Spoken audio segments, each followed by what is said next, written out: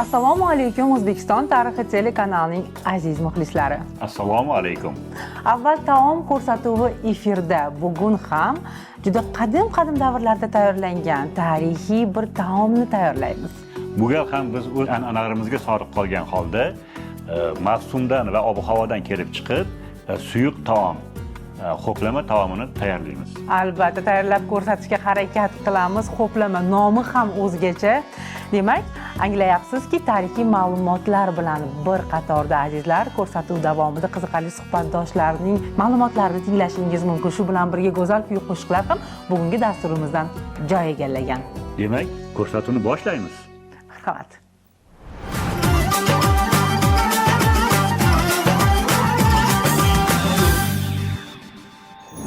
Markaziy Osiyo xalqlarining taomnomasida azaldan suyuq taomlar mavjud bo'lgan. Xo'plama, piyova, qaynatma sho'rvalar, to'g'rimi Umijon aka?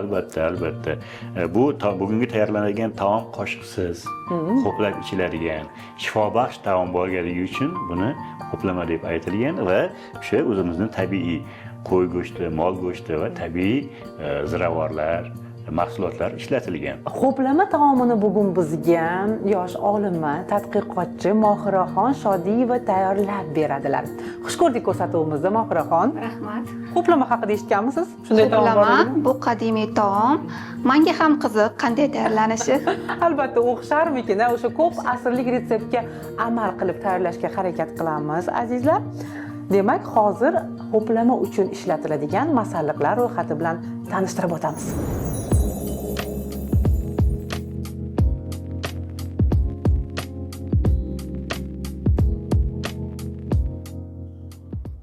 Guvohi bo'lganingizdek, bu mahsulotlar har bir xonadonda topiladi, sodda va juda qulay tayyorlanadi. Nazarimda bu yegulik. Asosiysi bu qadimgi taomlar, go'shtlar, dumba, sarimsoq, piyoz va turib sabzi qadimdan bo'lgan hamisha. Oshxonamizda o'zbek oshxonasida foydalanib kelingan. Pomidor bilan kartoshka keyinroq qo'shilgan, lekin o'sha mazasi, o'sha ta'mi ta'miga ta'sir qilishi aniq. Mohiraxon dizayn interyeri bo'yicha tadqiqotlar olib bormoqdalar. Aynan dizayn interyerining tarixiy ildizlarini juda yaxshi o'rganganlar. O'ylaymizki, ko'rsatuv davomida bu haqda ham ma'lumotlar berib boramiz. Demak, ishni nimadan boshlaymiz? Ishni mahsulotlarni qovurishdan boshlaymiz. Albatta to'g'rab olib, sizga fartukimizni ham men kiygizib qo'yaman. Libosingizga ziyon, zarar tegmasin. Kartoshka, piyoz, sabzilarni men ham artishib, qarashib yuboraman.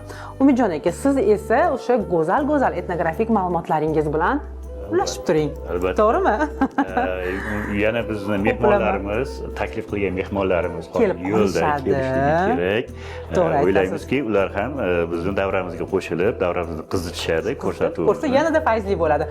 Aytgancha bu ko'rsatuvga oddiygina qozon, qirg'ich kerak bo'ladi. Endi pichoq, likopchalar-ku tabiiy hol. Demak, ishni boshlaymiz azizlar. Qozonni olovga qo'yamiz. Juda yaxshi. Men esa sabzavotlarni to'g'rab turaman. Bu taom o'sha qo'y yog'ida tayyorlanishi shart. Shunda ta'mi boshqacha bo'ladi. Umijon aka, o'zi ota-bobolarimiz hamisha shu qo'y yog'ini eritib taomlar pishirishgan-a? Albatta, chorvachilikning asosiy mahsuli bo'lgan qo'y bo'lganligi uchun qo'y yog'idan, qo'y go'shtidan keyin foydalanilgan. Bugungi taomni xo'plama deyilishini sababi ham qarang, xo'plab ichiladi-da. O'sha Alisher Navoiyning Muhokkamatul Lug'atayn asarida ham ichishni turlari haqida yozilgan, tomshanib ichish haqida yozilgan, sipqorib ichish haqida yozilgan. Bizning tayyorlaydigan taomimiz xo'plab ichiladigan. Antiqa. Qarang, odam bir yaxshi ko'rgan taomini ichganda tamshanib ichadi. Chanqab kelgan odam birdaniga sipqorib ichadi, bitta ko'tarib ichadi. Bugungi taomimizni xo'plab ichiladi. Ota-bobolarimiz suv ichayotgan paytda ham birdaniga hammasini ichmagin. Qultumlab, qo'plab, uchta qultum ichib, dam olib ichgin. O'tirib ichgin, o'ng qo'ling bilan nasihat qilishadi, shu borada ham. O'ziga yarasha Albatta, taomlanishning tarbiyaviy taraflarini aytishardi. Bu taomni qo'plama deyilishining asosiy sabablaridan yana biri shu bo'lishi kerakki, qo'plab ichiladi va buni ichiga mana go'shtlar, yog' va mana bu sabzi, piyozlardan chiqqan bu darmondoriga boy bo'lgan taom bo'lishi kerak deb tushunamiz. Albatta, bu tabiiy, darmondoriga boy, mavsumiy. Ayniqsa bugungi mana kun juda may oyi Isib boryapti, to'g'ri aytasiz. Men esimni tanigandan beri bunaqangi issiq may bo'lmagan. Juda issiq. Shu issiq paytida odam ishtahasi bo'lmay, nima yeyishni bilmaydi odam. Hech narsa bo'lib turgan paytida shu faqat xo'plab ichiladigan. Xo'plab ichiladigan. Choy o'rnida ichamiz, lekin ovqat o'rnida bizga quvvat beradi. To'g'ri aytasiz. Juda foydali. Ha, Mohiraxon, bu taomni suzilishiga ham e'tibor berishimiz kerak ekan. Xo'plab iste'mol qilingani bois kichkina kosachalarga nazarimda suzamiz, to'g'rimi? Men hozir sabzavotlarni yuvaman. Siz esa asta-sekin qo'y yog'ini eritib, qozon yaxshi qizishi kerak. Umidjon aka, sizga g'oyat mas'uliyatli vazifani topshirsam maylimi? Mayli, mana boshxonada nima ish qilib. Sarimsoqni artib bersangiz, yo'q demas edik. Pichoq, qanday pichoq bo'lishi kerak sizga? Qulay qaysi? Juda yaxshi. Dumba yog'i qovurilyapti. Turib ham qolib ketibdi. Azizlar, aytib o'tmoqchimizki, biz bu safargi taomga oq turib tanladik. Ko'k o'zimizning o'zbek turupidan foydalansangiz, taom yanada shirin chiqadi. Oq turupdan bugun biz foydalanamiz. Yog' asta-sekin mana eriyapti. Juda qotirib yuborish kerak emas, juda jizza holiga kelishi kerak emas ekan. Qiymani solib, uni ham qovuramiz. Umidjon aka, bilasizmi, bizni hudud odamlari mana shu achchiqqina taomlarni yaxshi ko'rishadi. Ayniqsa vodiyliklar. Sababi vodiy havosi shuni talab qiladi. Nam havo bo'lganligi uchun achchiq ko'proq, ayniqsa Qo'qonda, Farg'onada ko'p achchiq taom yeyishadi. Bilasizmi, Dilafruz, mana shu ko'rsatuvda ishtirok etish jarayonida yursam ham, tursam ham xayolimda shu taomlar tarix haqida, o'tmish haqida o'ylaydigan bo'lib qoldik. Beixtiyor esimga bir dumbul palov degan taom esimga tushib qoldi. Men bolaligimda dodam dehqonchilik qilardi-da, dalaga borganimda shu jo'xorilar dumbul bo'lgan paytida bir ovqat taom tayyorlab berganlar. Bu taomga xuddi osh damlagandek, endi hozir o'ylab ko'rsam, u paytda e'tibor bermayapman-ku. Hamma mahsulotlar oshga solinadigan, palovga solinadigan mahsulotlar bo'lgandek, guruchni o'rniga jo'xorning dumbulini solgan edilar. Ajoyib. Dumbul juda mazali taom bo'lgan edi. Agar tomoshabinlarimizdan birortasi shuni ko'rgan bo'lsa, shuni biladigan bo'lsa, retseptni bizga yuborishsa yoki o'zligi kelishsa, ko'rsatuvda shu dumbul palovni ham tayyorlagan bo'lar edik. Nima deysiz? Albatta, juda unutilgan ovqat, to'g'rimi? Lekin avvallari kundalik taomnomada bo'lgandek, shuning uchun tayyorlashgan, to'g'rimi, kattalar? Men bu 80-yillar bo'ladigan bo'lsa, balki viloyatlarda bugungi kunda viloyatlarda tayyorlanayotgandir. Biz Toshkentda tayyorlanmagani bilan u yo'q bo'lib ketmagandir balki. Ajoyib ovqatlar bor. Ularning ildizligiga nazar solsak, juda qadim davrlarda, bir necha asrlar ilgari ham tayyorlangan shu taomlar bo'lgan. Tayyorlaganda ham uni foydali jihatlarini o'ylashgan, har tomonlama o'ylab. To'g'ri aytasiz. Sabzilarni, turuplarni ana shunday qirg'ichdan o'tkazishimiz kerak ekan. Chunki xo'plamada masalliqlar hammasi erishga yaqin, erib ketish darajasida bo'lar ekanda. Xo'plab. Tutilib. Afsuski, biroz hozir qulayroq idish mana bu tog'orachida qilaman. Qovurilyaptimi qiyma? Ha. Sabzilar, turuplar hammasi qirg'ichdan, faqat kartoshka kichik 1 santimetrga yaqin to'rtburchak shaklda to'g'ralishi kerak ekan.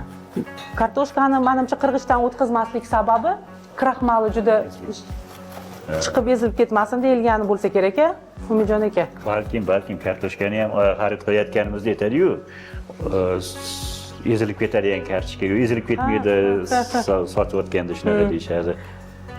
Kartoshka endi bizning hududga kirib kelganiga bir asrdan oshdi.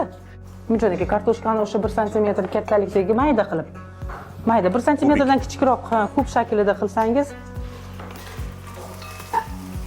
yog' u qadar ko'p bo'lishi shart emas. Me'daga tegmaydigan darajada. Umidjon aka mana kartoshkalarni to'g'rayaptilar. Juda yaxshi. Taom hidi oshxonamizni zabt etdi. Pomidor keyingi davrlarda qo'shilgan bo'lsa, demak bu taomga pomidor solmay tayyorlashgan ota-bobolarimiz, ajdodlarimiz xo'plamaga shu pomidor mazasini nima bergan ekan? Umidjon aka, qoqlar bo'lgan. Yo'q, qoqlar ham bo'lmaganmikin? Yo'q, endi qoqi ham pomidor qoq. Ha, pomidor qoqi qilishni keyin o'rganishganda, pomidor birinchi kirgan, pomidorgacha shuni ta'mini bosadigan ziravorlardan foydalanilgan bo'lish kerak. Sholg'om, lavlagi, sabzi bular bo'lgan-ku avvaldan. Barimcha shulardan loviya, moshli, dukkakli mahsulotlardan foydalanilgan. Nazarimda shunday bo'lsa kerak. Karim Mahmudovning o'sha mashhur o'zbek milliy taomlari haqidagi kitoblarida ham bu ovqat bor. Xo'plama retsepti keltirib o'tilgan. Albatta u yerdagi retsept shu biroz o'zgargan, transformatsiyaga uchragan keyingi davrlarda shu odamlarning so'zlaridan yozib olingan retseptlar asosida ma'lumotlar berilgan. Biz mana shu xo'plamaning asl ilk retseptini o'rganishga harakat qilyapmiz, izlanayapmiz. Shu bois ham bugun aynan shu taomni tayyorlab ko'rgimiz keldi. Albatta bizni bu tayyorlagan taomimiz qaysi jihatlari bilan qaysi hududlarda tayyorlanadigan taomlardan farq qilishi mumkin. Viloyatlarda har xil variatsiyalari bo'lishi mumkin-a bu ovqatning. Palovning necha xil turi bor. Ha. Shunga o'xshagan. To'g'ri aytasizlar. Hududingizda shunga o'xshash taom bor bo'lsa ajab emas, azizlar. Aytib o'tmoqchimanki, O'zbekiston tarixi telekanalining ijtimoiy tarmoqlardagi maxsus sahifalari sizlarning qadim tarixiy taomlar retseptingizga intizor. Har safar tekshirib, qarab, kutib turibmiz. Albatta yuborsangiz tayyorlab ko'ramiz. Turubni ham o'tkazayapman. Umidjon aka, bizning o'sha ko'k an'anaviy turubdan mana shu oq turubni faqat ta'midamikin farqi? Lekin bu suvliroq-a? Bu suvliroq, yumshoqroq deyishadi-ku. Yumshoqroq bo'ladi. Bu yumshoqroq bo'ladi. Ko'proq salatga o'xshagan taomlarga, yengilroq-a? Yengil taomlarga ishlatiladi. An'anaviy ko'k turupimiz shifobaxshlik xususiyatlari ko'p. Uni suvidan asal qo'shib, shamollashda foydali nihoyatda foydalaniladi. Albatta. Mana turupni ham qirg'ichdan o'tkazib olyapman. Kartoshkamiz tayyor. Masalliqlarni tayyorlab oldik. Mehmonimizga yuzlanaman. Ozgina bizga ilmiy ishingiz haqida aytib bersangiz. Yaxshi bilaman, uning tarix bilan bog'liq jihatlari ko'p. Men O'zbekiston interyer dizayn sohasini shakllanishi va rivojlanishida ta'lim jarayonining roli mavzusida ilmiy ish olib bormoqdaman. Hozir birinchi bob bo'yicha ma'lumotlar izlandim, tadqiqotimni boshlab oldim. Interyer dizayni ibtidoiy davrdan boshlangan deya olishimiz mumkin. Chunki Zaravutsoy, Sarmishsoy, Taqatosh kabi g'or devorlarida, shiftlarida chizilgan rasmlarni, ularni aslida san'at tarixi, me'morchilik olimlar o'rganishgan, lekin bu aslida interyer dizaynga ham aloqasi bor. Bilan tayyorlangan taom shirin chiqadi-da, uzr. Aloqasi, chunki o'sha rasmlar aslida o'sha g'orni bezab turgan, bezak sifatida ham ko'rishimiz mumkin. Undan keyin esa insonlar albatta loydan uy qura boshlashgandan keyin shu orqali yanada interyer dizayni rivojlana boshlandi. Tokchalar qo'yishgan. Albatta, to'g'ri aytyapsiz. Kitob hamisha yuqori javonlari. Siz ham bilarkansiz juda ham. Albatta, o'zi aslida o'zbek milliylik g'oyasini bildirib turuvchi o'z elementlardan bu tokchalar, siz aytgandek taxmonlar, ustunlar, so'zanalar, sandiqlar, albatta gilamlar bo'lish va hokazolar albatta millilikni bildirib turadi. Bilasizmi, Tohir Malikning bir asarida personaji juda boy bo'lib ketgan, juda haligi qirq qo'l uzatsa qo'l yetadigan inson, hatto bir mahallasiga masjid qurib berardi-da. Shu inson ham o'zi tug'ilib o'sgan bolaligidagi uyini buzdirmaydi. Vaqti bilan kelib, sababi o'sha tancha deymiz, sandal. Sandalli uyda o'tiradi va tepasida toqili bo'ladi, shifti toqili bo'ladi. Bularning hammasi nafaqat bezak uchun, balki shu havoni aylanishi, hozirgi til bilan aytganda sirkulyatsiya deymiz-ku, havo aylanishiga, issiqlikni saqlash uchun, yozda salqin bo'lishlarini o'ylab qilingan har bir detal shu o'ylab qo'yilganda. Va muhit boshqachada, shu qadim xonadonlarimizning muhiti boshqacha bo'ladi. Bevosita tarixga sho'ng'iymiz. Ana shu xonadonlarga kirganimizda o'sha go'zal ma'yda tokchalar, kitob aytib o'tganingizdek har doim yuqori peshtoqlardan joy egallagan. Azizlar, ho'plamani qo'rmasini tayyorlayapmiz. Deyarli tayyor. Suv solishga tayyor holatda. Ko'rsatuvimizning esa kutilgan mehmonlari kelishdi. Ular bilan sizlarni tanishtirib o'tamiz.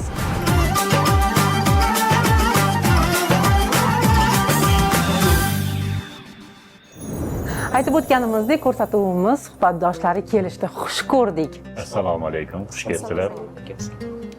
Xalqimizning sevimli choy ham keldi. Qarang, bizga kelishimizga rahmat. Meni o'zi yaxshi ko'rishadi-da. Shu ovqatni ustiga kelaman, choyni ustiga kelaman doim. tomoshabinlarimizga tanishtirishning o'rni yo'q. Xalqimizning sevimli shoiri, O'zbekiston Respublikasida xizmat ko'rsatgan madaniyat xodimi, Do'stlik ordeni sohibi Bobur Bobomurod bizni mehmonimizlar hozir. Albatta shu bilan birga sevimli xonanda Kumushxon ham shu yerdalar. Demak, bugungi ko'rsatuvimiz go'zal kuy-qo'shiqlar bilan yanada fayzli bo'ladi. Xush ko'rdik ko'rsatuvimizda. Bobur aka, biz qadimiy tarixiy taom ho'plama tayyorlayapmiz. Bilasiz-a bu taomni? Albatta. Endi bu ancha unutilib qo'yilgan, lekin nomi boshqacha bo'lib, baribir saqlanib qolgan. Bu o'zimizning qadimiy turkiylarda, ayniqsa ko'chmanchi xalqlarda urf bo'lgan taom. Endi Umid aka menda yaxshi bilasiz. Biz Qozondan xabar olamiz. Turkiy xalqlar endi bilasiz chorvador xalq ham bo'lgan. Hali uyur nimalarni, otlarni poda o'sha sog'liqlarni nimalarni, qo'ylarni yetaklab yurganda shu ovqat pishirilgan ekanda, tez bo'ladi, chaqqon, sifatli ham tanga darmon. Bizlarda. Albatta. Bir agar ruxsat bersangiz, bir rivoyat namo narsa bor. Bu rahmatlik, endi biz Buxoroda katta bo'lganmiz.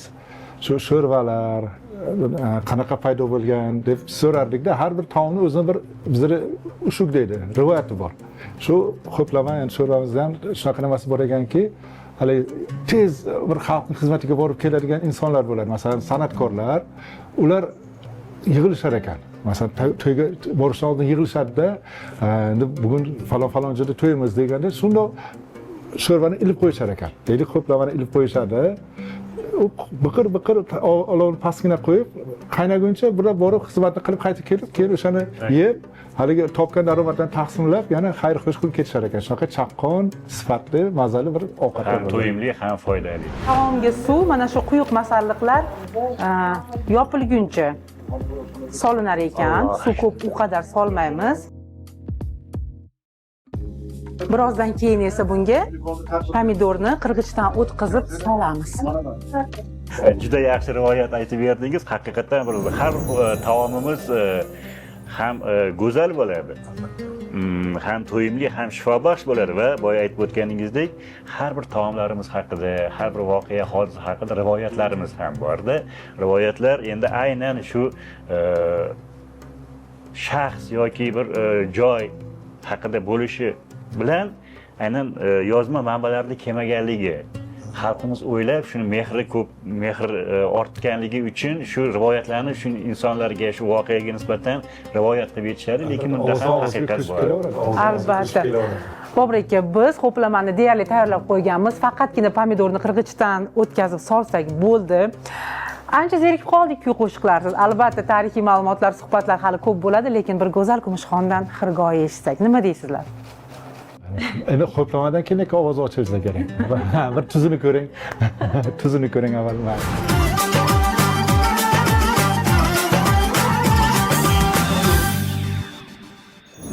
Ho'plama degan taomni men oldin eshitmaganman. Juda ko'pchilik uchun notanish tuyulyapti, lekin juda qadimiy taom. Mana Mohiraxon hozir pomidorlarni qirg'ichdan o'tkazdilar. Buni sho'rvaga solamiz. Kumushxon, sizdan esa o'sha aytganimdek, iltimos qilganimdek xirgoy kutyapmiz. Xo'p bo'ladi. Nima ijro qilib berasiz? Eng yaxshi ko'rgan qo'shig'im dil. Juda yaxshi. Dil. Nola qilib g'amingda ey yor, yuragim yondi, yondi. Ishqing ila u bo'lib bemor, yor, yuragim yondi, yondi. Dil, dil, dili devona, zoru vayrona, boru hayrona. Dil, dil, dili devona, o'zdan begona, tanho yagona. Yashang, yashang. Juda nozik ovozingiz bilan insonnichi bir titroqqa solib, bir qandaydir shirin xayollarga boshlaydigan ovoz. San'atingizga ko'z tegmasin. Shu bahonada bugun ho'plama taomining retseptini ham bilib olasiz. Go'zal ijro bo'ldi. Juda chiroyli bo'ldi. Endi men hozir Bobur aka bilan suhbatlashib o'tirib, Bobur akani xalqimizni sevimli shoiri deb tanishtirdik-ku, lekin Bobur aka, asli kasbingiz kim? Iqtisodchimisiz, bankirmisiz? Ustoz deydigan bo'lsak, ko'p san'atkorlarni san'at sohasiga olib kirgan, san'at olamiga olib kirgan inson sifatida shoir, yosh shoirlarga bir ustozlik qilganligingiz, undan tashqari mana hozir iqtisodiyot universitetida dars berib, bitta pedagog sifatida faoliyatingizni olib boryapsiz. Shoumen deymizmi yoki prodyuser deymizmi, ko'pgina san'atkorlarimizga anaqa yordam berib yurasiz. Sizni kim deb atasak bo'ladi? Bolalikdagi orzum kutubxonachi bo'lish edi. Ko'p kitob o'qirdik, kutubxonalarga qatnardik, uylarning kutubxonachilarga mazza, istagan kitobni o'z vaqtida oladi, topadi deb. Keyin lekin hayotda o'zi yaxshi inson bo'lish yaxshi orzumiz bor. Endi yigit kishiga hunarlar kam, har qancha o'rgansa arziydi. Dastlabki ma'lumotimiz, oliy ma'lumotimiz Buxoro davlat pedagogik universitetida tarix fakultetida o'qiganman. Tarixga qiziqaman, juda qiziqaman. Ana u tarix fakulteti diplomdan cheklanmaydi. Bir umr hozir ham o'rganamiz. Hozir ayniqsa ma'lumotlar juda ko'p. Tariximiz haqida, yurtimiz tarixi haqida. Keyin bank sohasida 14 yil ishladim. Bu yerdan bir iqtisodiyotni o'qib qo'ydik, bank uchun, lekin o'zim kadrlar sohasida ishlaganman. Hozirgi tilda menejer edi, shu kadrlar bo'lib ishlaganman. Qolganimiz siz aytgandek shu yoshlar orasida, san'at ahli orasida shu yuramiz, o'sha she'riyat kechalari. Bunda e'tibor berib qaraydigan bo'lsak, o'sha ligi Ravshan Komilov, Anvar G'aniyev, bugungi kunda endi biz ularni otaxon san'atkor deyishimiz mumkin. Bugungi kunga kelib turib, shu san'atkorlarimizdan boshlanganda sizni she'rlaringizni qo'shiq qilib kuylash. O'zi asli sal nimaroq ham Ortiq Otajonov, Nurdin Hamroqulov, G'ulomjon Yoqubov, Rahmatjon Qurbonov, Yalla guruhi, Nasiba Abdullayeva sekin-sekin kelib, keyin aytgan o'sha bizni birodar aka ukalarimiz, ular bilan Anvarjonlar, G'aniyevlar, Sanayevlar, yoshlar ham bor, hamma aytadi, san'at ahli dinozavrlarni ko'rganmiz. Ijodingizga ko'z tegmasin, ijoddan to'xtamagansiz. Agar endi shoirdan so'rasak, she'r so'raymiz. Rahmat. O'zbekiston tarixini men juda yaxshi ko'raman. O'zi har yoshimdan o'ylardim. Shu O'zbekiston tarixi juda boy-da endi, juda boy. Dunyo shu tarixni o'rganadi, biz o'rganamiz. Har qancha faxrlansam arziydi va o'zim tarixchi bo'lganim uchun, tarixga o'qiganim uchun ayniqsa bolalarga tariximizni sodda, ravon qilib bir she'riy tarzda yetkazsakda, ular yodlab shu tariximizni o'rgansa degan orzum bor va shu borada qilyapmiz. Yaqinda endi she'rlar bor, ko'p tarixiy nimalaringizga, davrlaringizga atalgan she'rlar bor, lekin sizlarga aytaman, O'zbekiston tarix kanali uchun maxsus Bahudurxon degan tarixiy doston yozdik. 320 misra bo'ldi. xudo xolasa uni hozir ko'rib chiqishyapti va bolalar bo'lib multfilm qilishmoqchi. Ismining yo'q, Bahodirxon. U qadimiy turkiy sarkarda. Qadimiy turkiy sarkarda uni Mette ham deyishadi, Xitoy manbalarida, boshqa manbalarda nomi har xil. U mashhur. Qahramonligi shundaki, haligi dushman avvaliga so'raydi, otingni ber desa, yaxshi ko'rgan ota. Haligi maslahatchilar aytadi, o'zidan ketibdi, nima otingizni berasiz desa, yo'q, tinchlik kerak, otni olib ketlaring dedi. Keyin Malikani so'raydi, kanizagini so'raysa agar, hamma g'azab, o'zi ham g'azabga keladi, lekin butun tinchlik uchun mayli endi deydi, kanizagini ham berib yuboradi. Keyin chetda bir sahroda dedi, yering yotib tashlandiq, shuni ber bizga desa agar, haligi maslahatchilar aytadiki, bering, endi varam bekor yotibdi, kim boradi, qushsa qanoti, odam desa oyog'i kiradigan joy bo'lsa desa, yo'q deydi, u vatan deydi. Bir qarich yeri ham jangga kiramiz deydi va jangda o'sha yutib chiqadi. Shuni doston qildik. Lekin u doston faqat shu u yerda asosiy o'zak shu bo'lsa ham, lekin biz davlatchiligimiz uzoqdan boshlangan. O'sha Attilalardan boshlangan, o'sha Alturga engalardan boshlangan, Bilgaxonlardan boshlangan. Qamrab olibsiz-da. Ha. Ajoyib. Temurliklar, hammasi kelyapti, Shayboniylar hammasi. Qisqa to'xtaldik va hozir kunimizga olib keldik. Lekin hozir agar ruxsat bersangiz, kirish qismi yangi she'r. Premyera deymiz san tilda? Premyera. Kumushxona hali eshitmagan. Juda yaxshi. Vatan nima? Vatan ne? Shiroq yovni kezdirgan, to'maris o'ch sezdirgan, oftoblari qizdirgan, qonlar tomgan qumlar bu, jonlar yongan qumlar bu. Vatan nima? Vatan ne? Bilga xoqonlar bilgan. Jaloliddinlar yelgan, Temurbeklar bir kelgan, davlat tikkan dashtlar bu, savlat to'kkan gashtlar bu. Vatan nima? Vatan ne? Buxoriy tutgan daftar, Beruniy bitgan xatlar, Navoiydan gulchambar, ma'rifat bu, ilm bu, madaniyat, bilim bu. Vatan nima? Vatan ne? Qoyasida viqorlar, soyasida bahorlar, poyasida ohorlar, qaynab turgan tog'lar bu, o'ynab yurgan bog'lar bu. Vatan nima? Vatan ne? Olamda yo'q jamoli, doston so'ylar shamoli, onalarning ro'moli, bayroq bo'lgan o'lka bu, boyroq bo'lgan o'lka bu. Vatan nima? Vatan ne? Alpomishdek erlari, bo'ri yo'lbars sherlari, yovga bermas yerlari, shondek aziz zamin bu, jondek laziz zamin bu. Vatan nima? Vatan ne? Atab ko'klam kuzlarni, bolam degan bizlarni, quvontirgan ko'zlarni, ko'pga havas chaman bu, chin muqaddas vatan bu. Juda go'zal she'r bo'libdi. Yaxshi. Ajoyib ta'sirli she'r haqiqatdan. Yaxshi bo'ptimi? Juda go'zal.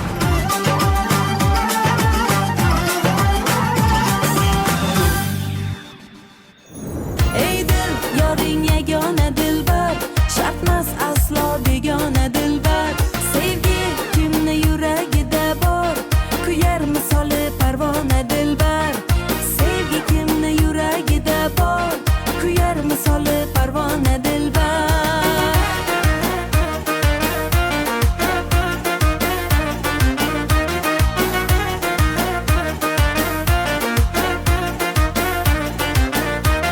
Ish otashi qoldirmas omon, ish otashi qoldirmas omon. Uchqun sochib har yona dilbar, uchqun sochib har yona dilbar. Oshiqqa hech rahm bildirmas, aylar bag'rin giryona dilbar. Ey dil, yoring yagona dilbar, shartmas aslo begona dilbar. Ey dil, yoring yagona dilbar, shartmas aslo begona dilbar. Sevgi kimni yuragida bor, kuyar misoli parvona dilbar. Sevgi kimni yuragida bor, kuyar misoli parvona dilbar.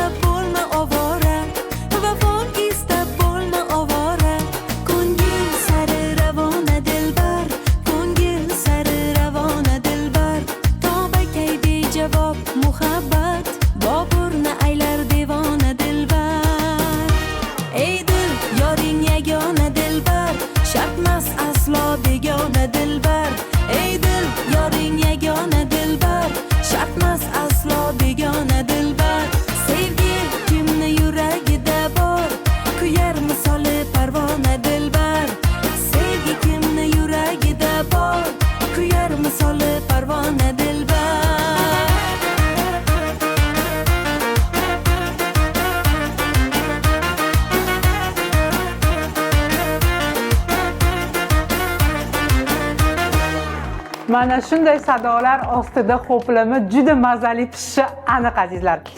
Ovqat deyarli tayyor. Kumushxon, san'atingizga ko'z tegmasin, rahmat. Bu ohanglar ta'sirida taom juda mazali bo'ldi-yu. Hozir uni tatib ko'ramiz azizlar. Demak, xo'plamani suzish vaqti keldi.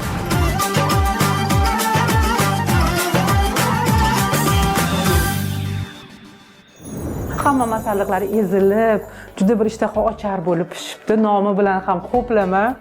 Kumushxon demak suzamiz. Qulay bo'lishi uchun biz piyolalarga suzishga qaror qildik. Marhamat, azizlar, bu taomni suzishingizdan oldin yanada biroz ezib yuborsangiz bo'ladi, cho'mich bilan. Ilgarigi paytlarda blenderlar bo'lmagan, yaxshi bilasiz, oxirgi yillarda sho'rvalarni blender bilan yanada maydalab, bir hazmini yanada yengillashtiradigan ko'rinishga keltirishyapti-da. Qarang, xo'plama ana shu blender sho'rvalarining ilk ko'rinishi, ilk namunasi desak, yanglishmaymiz. Kumush tayyorlab ko'rasiz bu taomni. Qiziqib qoldingiz. Ichida nima borligini qarab qarayapman. Juda chiroyli.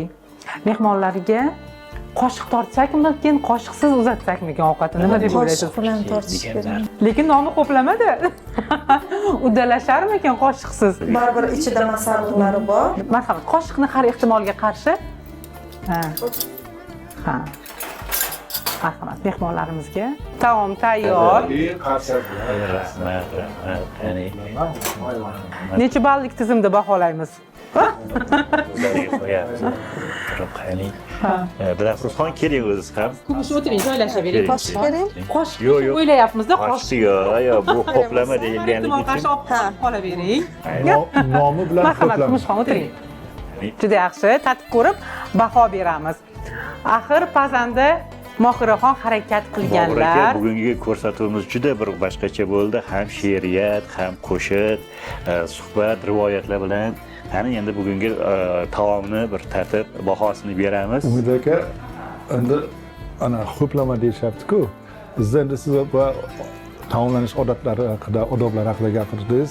Bu bizda puflab ichish mumkin emas. Albatta. Qaytarilgan. Masalan, taomni ham, choyni ham, suvni ham nimaiki bo'lsa puflab ichish bo'lmaydi. Bu rahmatli o'rgatadilar. Bu xo'plama, xo'plab, azga choyni ham xo'plab qo'y, mehr shunda paydo bo'lar ekan. To'g'ri aytasiz, to'g'ri. Buxoroda choyni yarim qilib qo'ygan. Boshqa ba'zi joylarda ko'rganman, to'la-to'latib qo'yadi, lekin nimaga bu har zaman oling, choydan hurmatli mehr paydo bo'ladi. Shuning uchun qani, lekin bizda uyda taomni otamni oldiga qo'yishardi, lekin biz sharqda saroylarda avval ayollarga berishgan. Qani, Hech narsa qilmasak ham Bu bo'lmasa bir o'zimizni saroyda o'tirgandek his qilaylik. Kumushxon tatib bering. Marhamat. Qarang. Buni ho'plab yedi. Bu nomi ho'plama. Buni olib Boshqacha, ta'mi juda nihoyatda o'zgacha ta'mi. hech narsa qilmadik. biz sal kutamiz-da. Juda zo'r, juda zo'r. Bismillahirrohmanirrohim. Zo'r chiqibdi. Ovqatga Nihoyatda boshqacha. Bay. Qo'lingiz dard ko'rmasin. Rahmat. Tadqiqotlaringiz davom etsin. Hali Rahmat. darmon bo'pti, darmon sho'rva. Darmon bo'pti. Bobur aka, ko'rsatuvimiz avvalida men aytib o'tgan edim, bu bunaqangi jazirama issiqda odam ovqat o'tmay qoladi. O'sha paytda juda mos bo'lar ekanki, ham suyuq iste'mol qilishga oson bo'lgan taom, ham Kuch beradi. quvvatli. Quvvat. Juda quvvatli taom bo'pti olinglar. Ha, qarang, mo'jazgina. Mo'jazgina. Biz qoshiqqa o'tdik. Albatta o'rganib qolgan. Biz qoshiqda bir ko'rsatuvimizni 5 barmoq haqli ko'rsatuvimizda 5 barmoqni ham qoshiqda yedik. O'zi Chiroyli chiqdi. juda zo'r bo'lgan. Men birinchi, ikkinchi ho'plamda indamay turuvdim.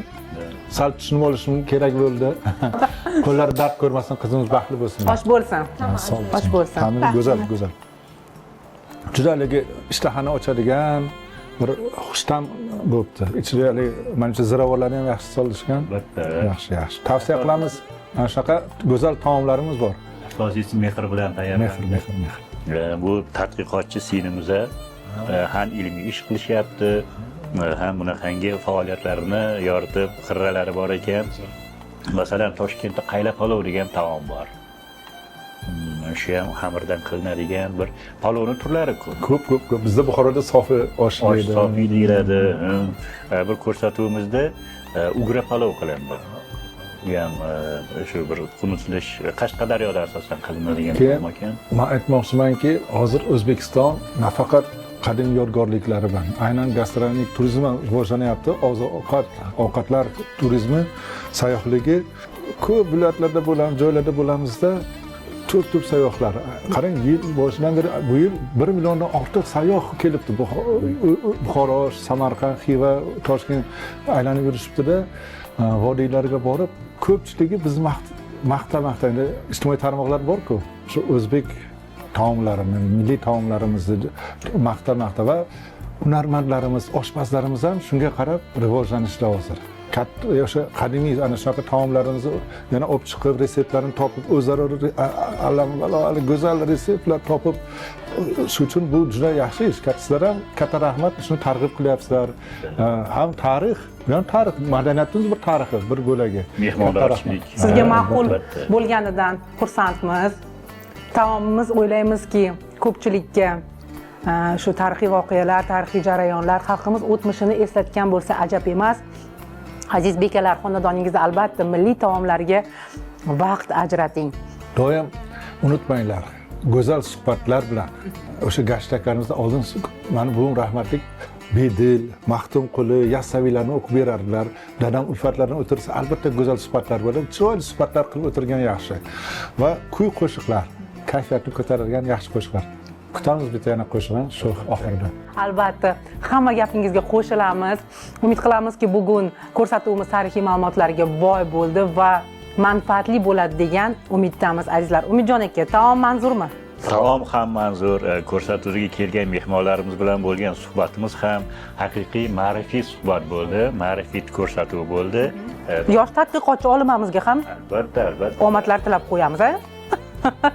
Omadlarini bersin. Albatta o'sha bizning tariximiz hali igna bilan qazilayotgan quduqda shunga zafarlar tilaymiz. Ustozlarni duolarini olib go'zal tarix yaratsinlar. Qo'lingiz dard ko'rmasin, tadqiqotlaringizga muvaffaqiyatlar tilaymiz. Azizlar, bu avval taom ko'rsatuvi edi. Yana bir bor eslatib o'taman, xo'plama tayyorladik va umid qilamizki, ijtimoiy tarmoqlardagi sahifalarimizga siz ham qadim retseptlarni albatta jo'natasiz. Telekanalimizdan uzoqlashmang deymiz, Umidjon aka, ko'rsatuv yakunida esa Yaxshi bir qo'shiq eshitib qolamiz. albatta navbat xonanda Kumushga.